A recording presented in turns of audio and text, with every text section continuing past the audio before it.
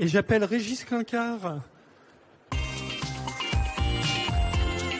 fondateur et gérant de l'agence Casus Clé Communication, qui va nous répondre à une question existentielle. Les GPTs Custom vont-elles tuer les agences de com événementielles? On peut dire que c'est quand même existentiel. Alors. Bonsoir, bonjour, Régis. Alors, agent, c'est un bien grand mot, parce qu'en fait, je suis freelance, comme Benoît. Donc, je travaille pour les agences, beaucoup. Je vais juste faire... parce que je sais pas si chez vous ça fonctionne, mais chez moi, l'Internet ne fonctionne pas. Donc, je vais faire un petit partage avant de démarrer avec mon téléphone. J'y arrive.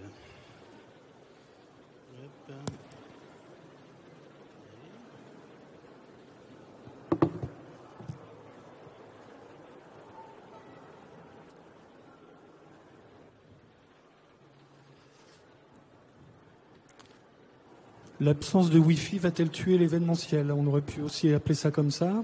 Ah.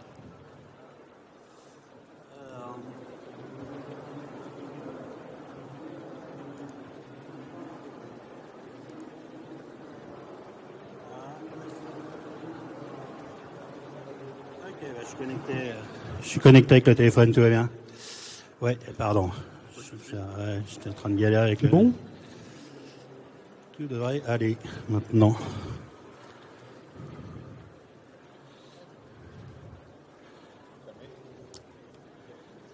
Merci. Alors, je dois être connecté. Si tu es prêt, Régis. Oui, je suis prêt. Déjà répondre à une première question, notamment pour les personnes pour qui le titre de ton intervention serait un peu nébuleux. C'est quoi GPT Custom? Oui, alors, un GPT Custom, c'est un chatbot, donc avec lequel on va dialoguer comme ChatGPT que vous venez de voir avec Benoît, si ce n'est que vous l'avez dédié à une tâche spécifique, d'une part. Donc on va voir quel type de tâche spécifique. Donc ça repose sur la technologie de ChatGPT 4. Donc c'est des programmes que vous pouvez développer vous-même extrêmement facilement, en fait. Et par ailleurs, l'objectif, c'est que il n'y ait pas besoin de compétences de prompting, c'est-à-dire d'apprendre toutes les techniques qui permettent d'interroger ChatGPT. C'est-à-dire que ça a été déjà préprogrammé pour que toutes les instructions un peu, complexes qu'on peut avoir et qui s'apprennent, soient déjà rentrées en réalité dans la machine. Donc vous n'avez plus à le faire vous-même et du coup c'est extrêmement simple d'utilisation. Est-ce que tu peux nous donner des exemples? Alors, on va faire des exemples en live en espérant que tout fonctionne bien. Donc, c'était d'où l'idée d'aller sur ChatGPT. J'ai créé, moi, plusieurs GPT qui servent à différentes choses, mais notamment à l'événementiel. Donc là, on va aller sur mon interface ChatGPT normale. Et je vais vous montrer. Voilà, il me demande de commencer un puzzle. C'est génial. Désolé. Utiliser les flèches pour orienter l'objet. Oh là là. Attention, ça c'est l'effet Bonaldi. J'ai droit. L'effet Bonaldi, exactement. Utiliser les flèches pour orienter l'objet dans la direction indiquée par la main. Ouais. Ok. Ouais. J'ai réussi le test. Ah, j'ai 3 tests. Insupportable. J'ai jamais eu ça, bien sûr, sinon c'est pas drôle. Voilà. Et là, je viens de perdre 5 minutes de mon temps de parole. Ouais, j'ai prouvé que je suis un humain. Je peux poursuivre mon action. C'est cool. Ou un mutant. Mais ça, c'est une autre question. C'est possible. Là, j'ai plusieurs GPT que j'ai créés, dont certains pour l'événementiel. Donc, par exemple, Team Builder permet de générer automatiquement des team building sur mesure. Enfin, des idées de team building et leurs déclinaisons diverses. ScenoStarter permet de générer des idées de scénographie pour des événements. Voilà, Brief Client Expert permet d'analyser un brief client. Redact Brief de rédiger des briefs pour des prestataires. Voilà, donc c'est des GPT dédiés. Donc on va faire un premier exemple. Si tu veux aller dans la salle, on va essayer donc ScenoStarter. Donc, ah oui, super, il met GPT inaccessible ou introuvable. Pourtant, je suis branché. Ok, il ne marche pas, c'est formidable. Alors on va essayer un autre du coup, en espérant que c'est pas complètement planté. Ok, team builder. Du coup on va faire un team building, hein. Alors team building roulette, c'est pour s'amuser un peu, c'est pour avoir des team building totalement aléatoires, mais en général c'est pas ça qu'on cherche. Donc on va cliquer. Donc là vous voyez on est sur une interface qui ressemble, qui est typiquement celle de ChatGPT, sauf que je l'ai customisée. Donc c'est indiqué dessous, hein, créer des team building sur mesure. Donc je vais cliquer sur créer un team building, et donc il va commencer à me donner des instructions. Ces instructions, c'est moi qui les ai programmées dans le GPT en question pour que il me sorte ce qu'on voit là. Donc il va me poser plusieurs questions. Quel type de team building je souhaite organiser? Donc on va prendre une proposition dans la salle. Un team building comment? Sportif, créatif, qui fait appel à l'adresse, à la réflexion, à la résolution d'énigmes. On peut, si quelqu'un a une proposition. Un team building sportif? Alors sportif, il va se dérouler où? En intérieur, en extérieur, dans un lieu précis? En intérieur. Alors sportif en intérieur, combien de personnes participent? 100. Pardon? 100. 100. Big Okay. team. Alors attendez, je vais mettre sportif en intérieur.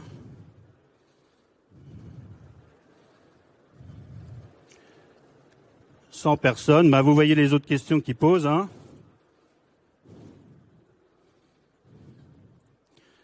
Deux heures, j'ai entendu.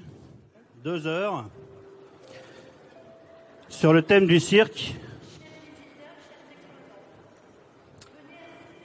Est-ce que tu peux rajouter avec des nuisances sonores? Avec des nuisances sonores. Voilà. Bien sûr.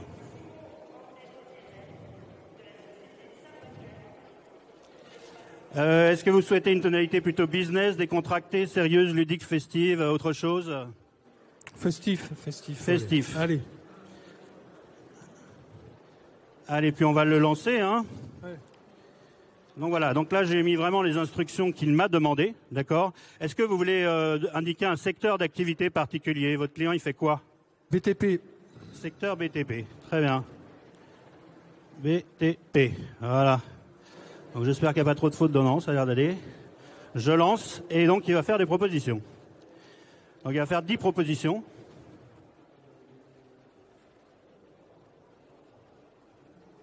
Donc comme vous voyez, c'est en direct avec les données qu'on vient de rentrer. Voilà, donc on a bâtisseur de rêve. À chaque fois, il donne un titre à son team building. Donc vous voyez qu'il reprend le thème du BTP, hein. Voilà, les équipes s'affrontent dans une série d'ateliers circassiens adaptés, jonglage, acrobatie, etc. Objectif, fusionner les compétences de construction avec l'art du cirque. Le cirque silencieux, alors ça c'est parce qu'on a raconté notre histoire de nuisance sonore, évidemment. Voilà, voltige et sécurité, le défi équilibriste. Donc il va proposer plein de team building qui reprennent les données qu'on vient de lui donner. Et comme vous voyez, je n'ai donné que les données d'entrée, celles que vous m'avez fournies vous-même. Voilà, donc il va en proposer 10. On va le laisser aller jusqu'au bout. S'il y en a une qui vous plaît en particulier, n'hésitez pas parce qu'on va lui demander de le développer.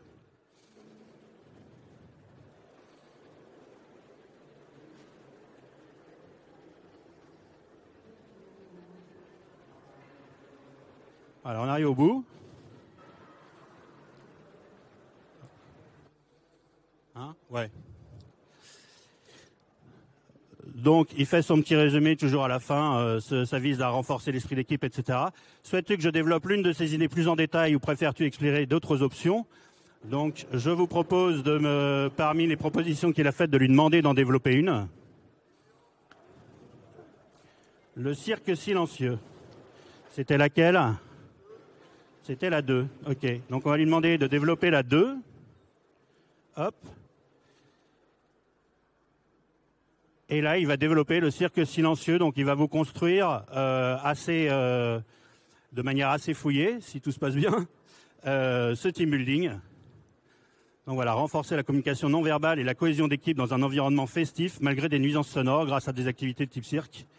Voilà, il donne les informations. Et ensuite, voilà, accueil et briefing. Donc, tout le déroulement du team building, étape par étape. On va enchaîner, mais de toute façon, ça continue de s'afficher. Mais comme vous le voyez, il va vous détailler l'ensemble des étapes et normalement le matériel dont vous allez avoir besoin, les équipes, éventuellement la rotation d'équipes si on fait des sous-groupes, etc. Donc voilà. Donc là, ça pose une question fondamentale parce que là, on vient de voir l'outil qui bossait à ta place ou qui bosse à la place de l'agence. Donc est-ce que tout ça, c'est une menace ou une opportunité pour les agences ? Alors en premier lieu, c'est évidemment une opportunité puisque les agences peuvent utiliser ce type d'outils pour trouver des idées. Et après, il y a ce que disait Benoît, c'est-à-dire l'intelligence événementielle, c'est-à-dire votre savoir-faire, votre expérience qui va vous permettre de choisir quelle idée développer, de voir si éventuellement il y a des erreurs, des choses à compléter, de le réécrire si besoin. Donc il y a tout ça qui va jouer, mais globalement, vous voyez, ça fournit quand même plein d'idées déjà. Donc évidemment, ça permet d'aller plus vite, ça permet de trouver de nouvelles idées sur des choses un peu étonnantes. Là, on a parlé des nuisances sonores et de cirque. Il a proposé un cirque silencieux. Donc, il tient vraiment compte d'instructions très précises, en fait. Évidemment, c'est accessible à nous, aux freelances et aux agences pour proposer ça à des clients. Mais c'est GPT, et là, on parle de GPT, mais évidemment, toutes les autres intelligences artificielles vont proposer le même genre de service tôt ou tard. Il y en a déjà sur po.com. Donc, l'idée, c'est que ça va se démocratiser et il va y en avoir beaucoup. Les annonceurs, évidemment, peuvent eux aussi utiliser ces GPT pour faire un certain nombre de tâches. Et donc, comme là, on a transféré une partie de notre expertise humaine que moi j'ai mise évidemment dans ce GPT et une facilité d'utilisation, puisque comme vous avez vu, vous avez juste à répondre aux questions basiques et ça vous sort en fait des propositions. Ben, évidemment, les annonceurs peuvent les utiliser aussi et se substituer sur un certain nombre de tâches à nous-mêmes.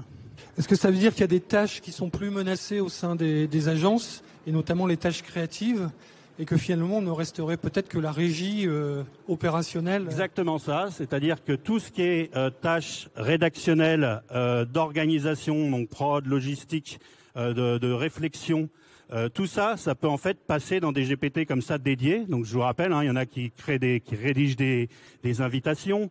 Moi, c'est ceux qui comparent des devis. Donc ça, c'est des GPT que j'ai créés moi, mais évidemment, il va s'en créer d'autres et d'autres gens vont en créer. Les agences vont créer leur propre GPT interne aussi avec leurs propres données. Et effectivement, ce qui n'est pas mécanisable comme ça, c'est tout ce qui est opérationnel terrain. C'est-à-dire que le traiteur, le montage de stand, la technique visuelle, son, lumière qu'on a autour de nous, tout ça, les hôtesses, ça, c'est des choses qui ne sont pas remplaçables. Le problème, c'est que c'est aussi des prestations que les agences, en général, sous-traitent à des prestataires, et donc que le client peut potentiellement, l'hébergement, les hôtesses, le traiteur, tout ça, prendre en direct. D'ailleurs, ils le font déjà partiellement. Donc effectivement, à terme, on est un peu menacé puisqu'il y a toute une série de tâches que les clients peuvent ne plus nous confier et prendre en direct. Du coup, que faire ? Comment se prémunir face à... Parce qu'il peut y avoir un côté disparition des dinosaures, là. Alors effectivement, c'est, comme on le dit, une sorte de menace. Et par rapport à ça, il faut que les agences réagissent. Et en gros, il y a trois grands scénarios envisageables. Donc le scénario noir, le plus désastreux évidemment, c'est vraiment le remplacement. Donc d'où le titre sur est-ce que ça va tuer les agences événementielles. Effectivement, c'est les clients finalement décident de faire à notre place un certain nombre de tâches qu'elles ne confient plus aux agences et du coup effectivement qu'elles ne rémunèrent plus non plus. Ça va ensemble. Le scénario intermédiaire, qui est à mon avis un peu plus probable, c'est qu'ils vont dire les clients et notamment les services des achats vont pouvoir nous dire ok, mais par exemple sur la rédaction en chef, je sais que vous n'avez plus besoin de 20 jours pour préparer cette convention, vous allez me vendre que 6 jours parce qu'avec l'IA, moi je l'utilise, je sais que ça va vite, vous pouvez aller beaucoup plus vite. Donc évidemment, ça veut dire qu'on travaille moins longtemps. On travaille moins longtemps, l'agence marge moins sur ses prestations et elle gagne moins d'argent. Et après, le scénario rose, un peu mode warrior des agences qui réagissent, c'est de se dire comment on fait pour lutter contre ça ? En fait, comme on fait déjà pour plein d'autres choses, c'est-à-dire de démontrer qu'avec ou sans intelligence artificielle, nous, agences, on reste meilleurs, on reste plus experts que les clients. Et en fait, en utilisant les mêmes outils, on continue de faire des choses plus intéressantes, plus fouillées, plus expertes que ce qu'ils savent faire eux-mêmes. Et donc pour ça, évidemment, il faut deux choses. Il faut d'une part se former, parce que évidemment les clients vont se former, ils se forment déjà. Moi j'ai formé des gens chez BNP Paribas par exemple, leur service de communication. Donc forcément ce transfert d'expérience, il se fait, il va s'accélérer au fur et à mesure. Donc en fait il faut qu'on se forme pour être encore meilleur que nos clients, d'une part. Et puis, le deuxième point, c'est qu'il va falloir de plus en plus vendre un résultat, justement, et pas du temps passé. Puisque si on est attaqué sur le temps passé, avec des clients qui nous disent, en fait, ça va beaucoup plus vite, ne me vendez pas tant de jours hommes, il faut arrêter de vendre du jour homme. Et donc, il faut que les agences vendent un résultat et dire, voilà ce qu'on est capable de faire, et pas combien de temps ça prend. Est-ce que c'est complètement réaliste, ton dernier scénario un peu plus optimiste? Alors ça, c'est se former sérieusement. Je pense que les agences peuvent le faire, doivent le faire. Hein. Donc il y a pas mal de formations sur l'IA dédiées à l'événementiel maintenant. Enfin non, il y en a pas mal d'ailleurs. En gros, il y en a 3 principales plus celle de Brandsonic, mais il y a Benoît qui passait avant moi et Agathe qui passe tout à l'heure qui propose une formation. Il y a Stéphane Mira qui est là aussi. Il y a moi-même. Voilà, donc on propose des formations à l'IA pour les agences d'événements. Et puis le deuxième point, c'est que les agences se disciplinent, en tout cas les grosses, en se disant plutôt que se dire on va être moins cher que les concurrents pour gagner l'appel d'offres, auquel cas ça va tirer tout le monde vers le bas, de défendre le résultat et pas le temps passé. Et ça, très clairement, ça va être la condition la plus difficile. Donc pour les agences qui sont là, si vous voulez continuer de gagner pas mal d'argent et pas réduire beaucoup vos marges en fait sur vos OP, vous savez ce qu'il reste à faire. Voilà. Merci beaucoup. Il nous reste 2 minutes. Est-ce qu'il y a une question, un commentaire dans la salle?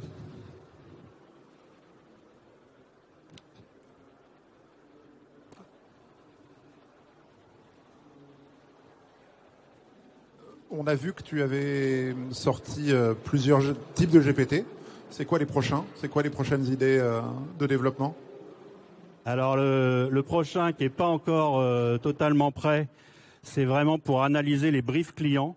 Donc poser les questions complémentaires, trouver des premières idées, résumer le brief pour pouvoir le transmettre à des prestataires, etc.